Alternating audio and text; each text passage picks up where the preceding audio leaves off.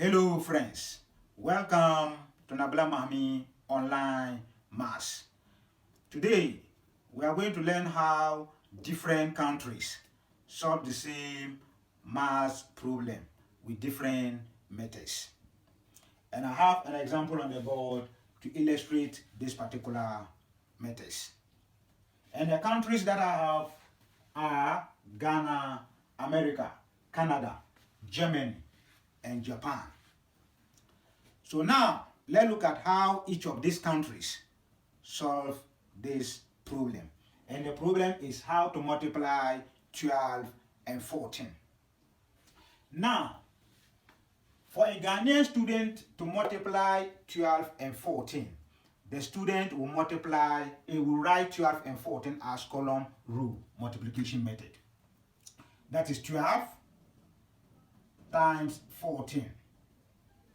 Then after this, the student will pick this number, the first digit of the second number, and multiply the top. So 4 times 2, 8.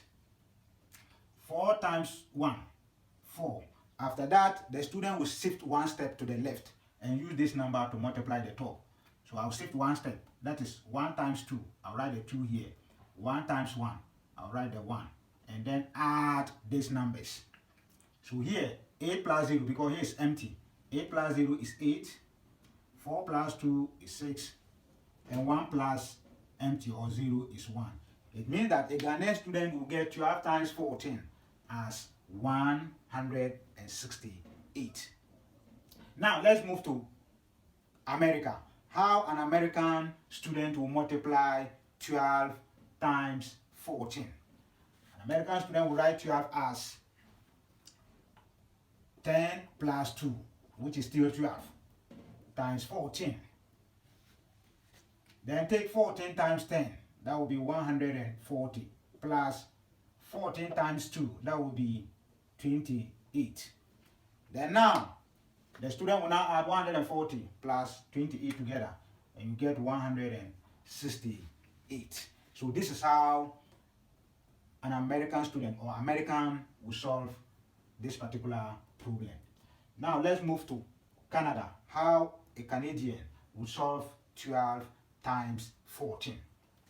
A Canadian student will take the first digit of each of the numbers and multiply them together. And you can say the first digit of 12 is 1.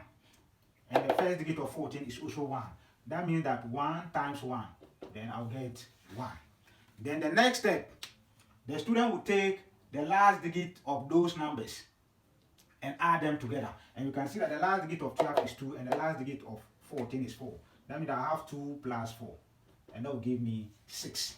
Then the student will take the last digits again and multiply together.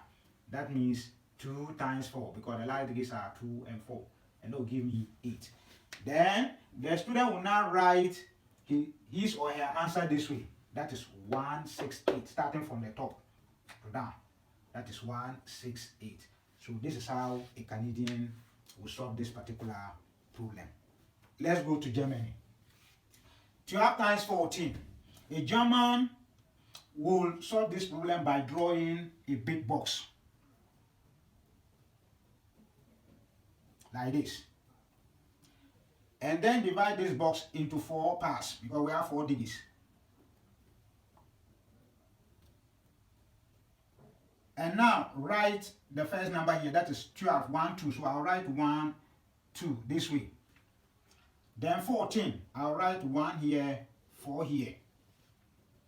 Then after this, you see that a German student will now divide these boxes into 2 parts, that is diagonally. And then use these numbers to multiply and put the results in the boxes.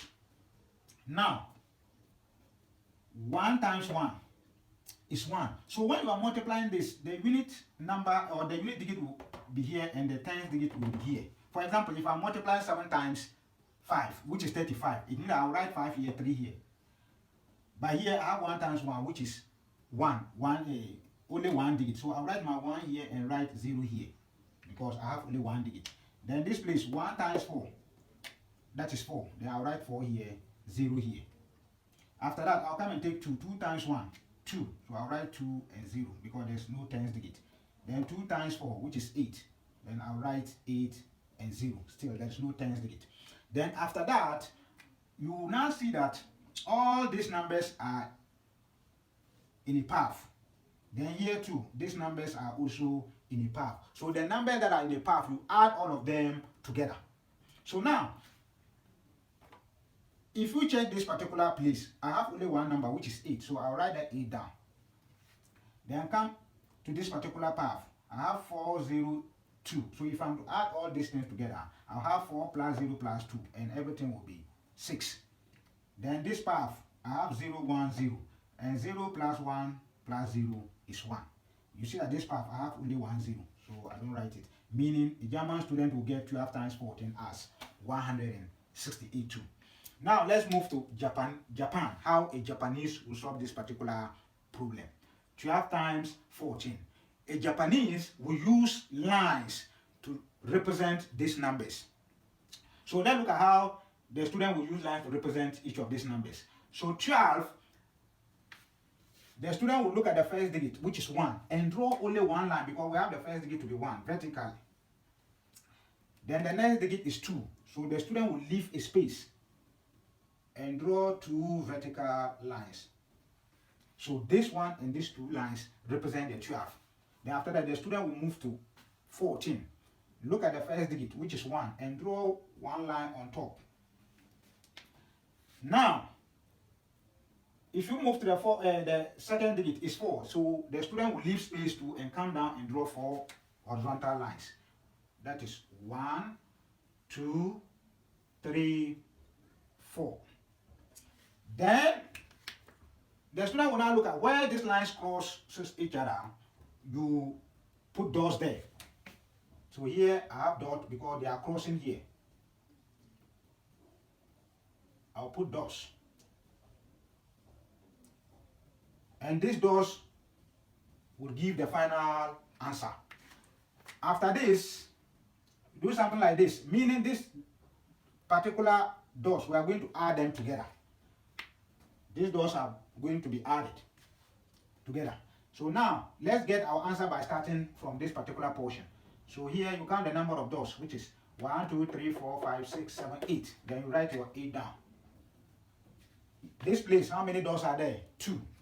That is 1, 2. Here, how many? 1, 2, 3, 4. So you add 2 dots here plus these 4 dots. It will give me 6. Then here we have only 1 dot. Then you write that 1. So this is how a Japanese will solve 12 times 14, which is very, very interesting. Thank you for watching this video. If this is your first time of watching, kindly subscribe to my YouTube channel, Nabla Mahmi Online Maths, so that you will be notified anytime a new video is being uploaded. Also, share my Facebook page for others to watch. Thank you once again and have a nice day. Bye-bye.